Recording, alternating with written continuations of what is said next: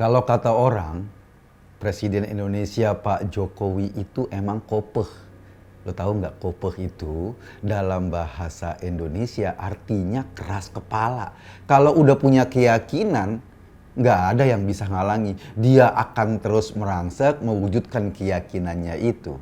Dia amat yakin dengan keputusannya meskipun ada orang-orang yang nggak sependapat dengan dia atau tantangannya berat.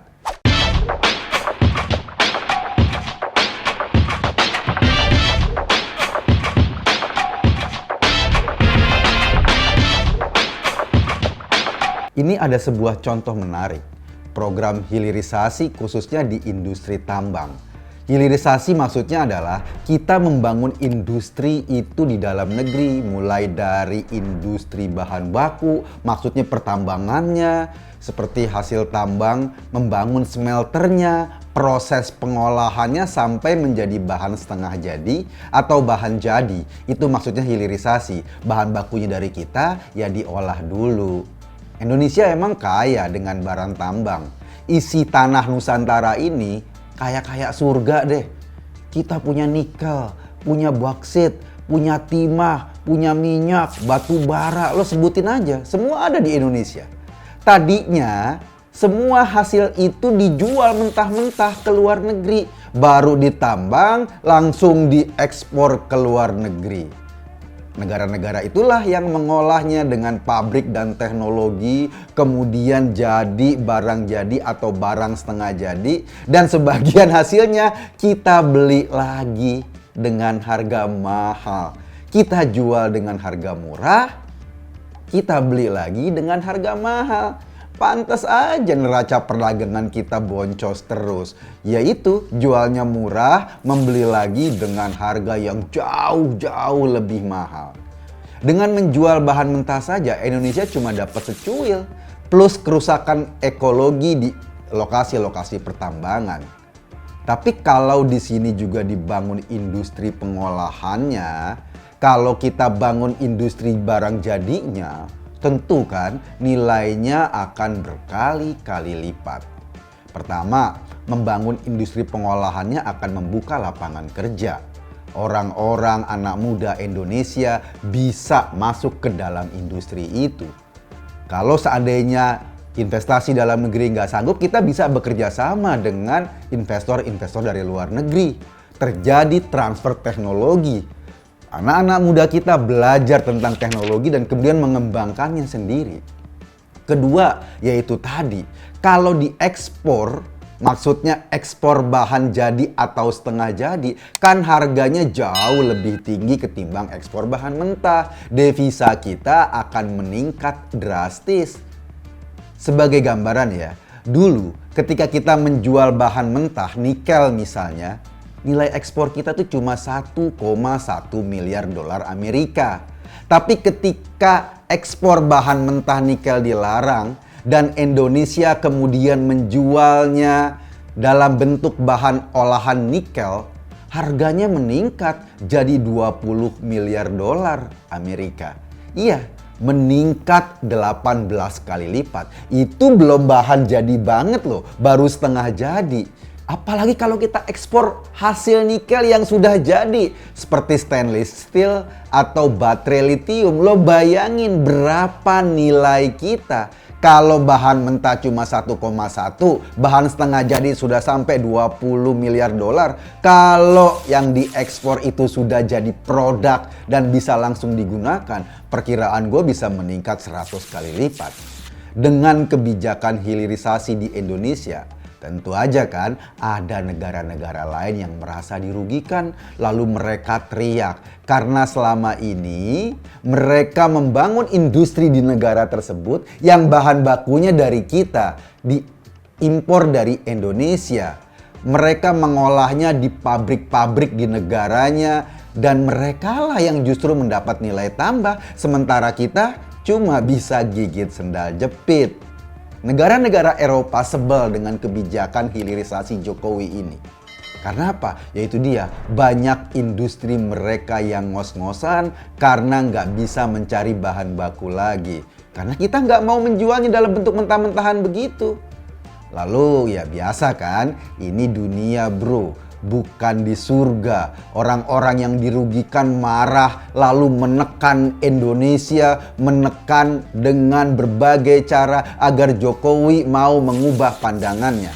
Tekanan pertama, ini kan tadinya masalahnya di industri tambang, tekanan pertama itu dikenakan kepada industri kelapa sawit kita.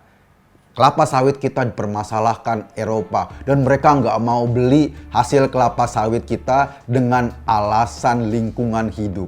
Negara-negara Eropa menolak dengan alasan itu. Bukan cuma mereka menolak, tapi mereka membiayai kampanye besar-besaran di dalam negeri yang mengkritisi industri sawit.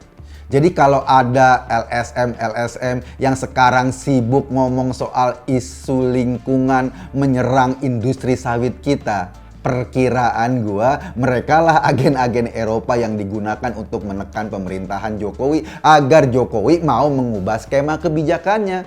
Tujuannya apa? Ya agar kita mau mengekspor bahan mentah kembali ke negara-negara Eropa agar nilai tambahnya mereka nikmati dan bukan kita yang nikmati. Oke, kata Jokowi, nggak apa-apa Eropa menolak sawit kita. Nggak apa-apa mereka mempermasalahkan industri sawit kita. Kata Pak Jokowi, Indonesia akan menggunakannya sendiri. Lantas dirumuskanlah konsep B20, B30, sampai B50. Lo tahu nggak konsep ini? Jadi konsep ini tuh soal B20, B30 atau B50 bahkan sampai B80 itu adalah industri biodiesel.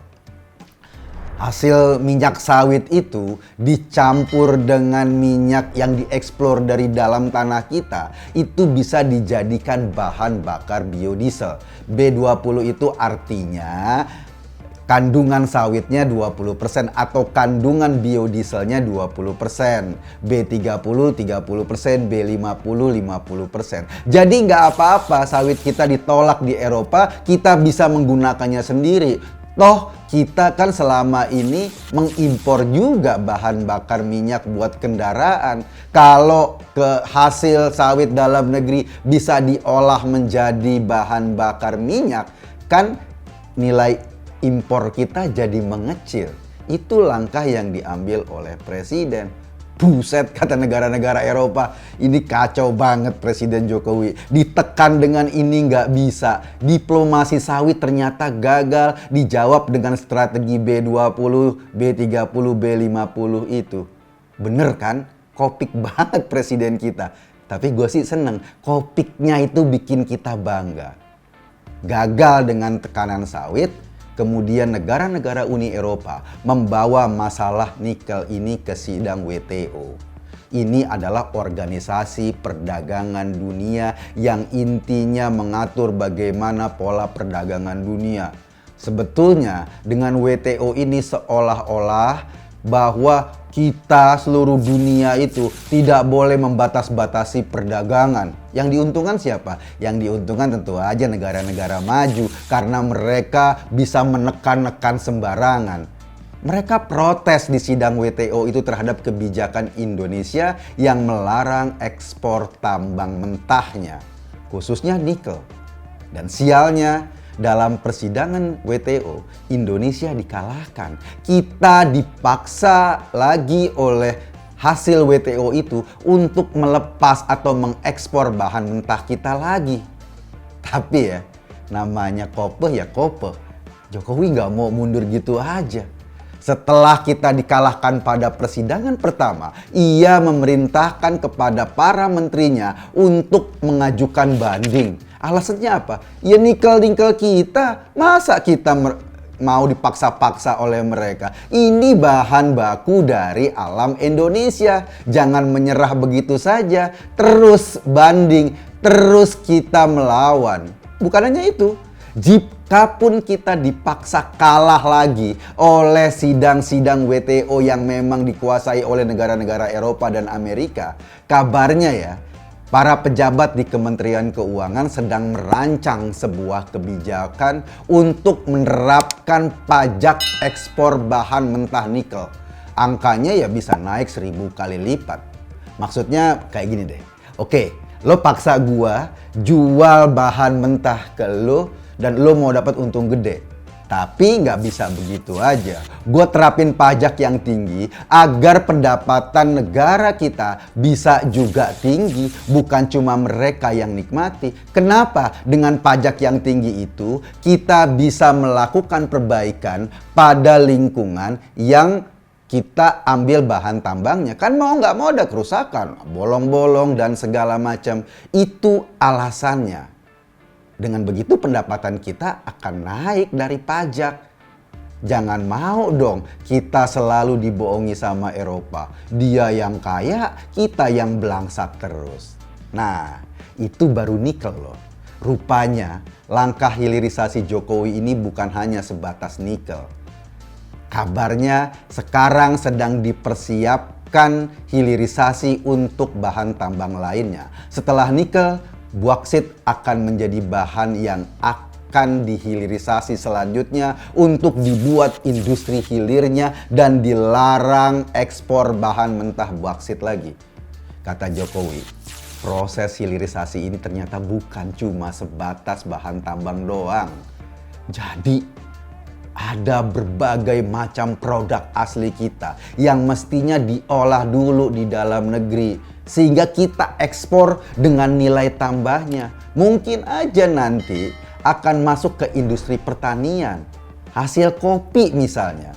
Indonesia selama ini selalu mengekspor kopi mentah ke berbagai negara. Mereka mengolahnya sampai jadi. Dan lucunya, kita mesti beli kopi di kafe dengan harga tinggi karena kopinya barangkali ekspor dari negara-negara yang mengolah kopi kita. Padahal itu hasil keringat petani-petani kopi kita. Petaninya sendiri dapatnya cuma pas-pasan. Jadi meskipun Uni Eropa ngegas terus, kayaknya ya Jokowi gak akan nyerah. Ia akan terus melawan kalau diperlakukan tidak adil. Karena dia hanya ingin menerapkan butir yang tertera dalam Undang-Undang Dasar kita bahwa bumi, air, dan kekayaan alam yang terkandung di dalamnya dikuasai oleh negara dan dipergunakan untuk sebesar-besarnya kemakmuran rakyat. Proses hilirisasi itu menandakan dipergunakan untuk sebesar-besarnya kemakmuran rakyat. Eropa ya boleh ngambek, industri mereka ngap-ngapan karena nggak dapat suplai bahan baku dari kita. Tapi kita sendiri wajib menjaga kekayaan alam kita. Zaman penjajahan udah lewat, Belanda udah pergi. Kita mesti berdaulat di tanah kita sendiri. Itu yang bikin gua tetap respect sama Pak Jokowi. Keren banget Pak. Yuk kita tempur terus, jangan mau kita dirampok terus dengan alasan WTO dan segala macam. Kita harus terus memaksimalkan hasil alam kita, anak-anak muda kita banyak, kita punya bonus demografi agar mereka bisa semua tertampung di industri-industri kerja kita dan kita melompat menjadi negara maju di tahun 2045 nanti. Gue Eko Kuntadi di acara Masuk Pak Eko. Terima kasih.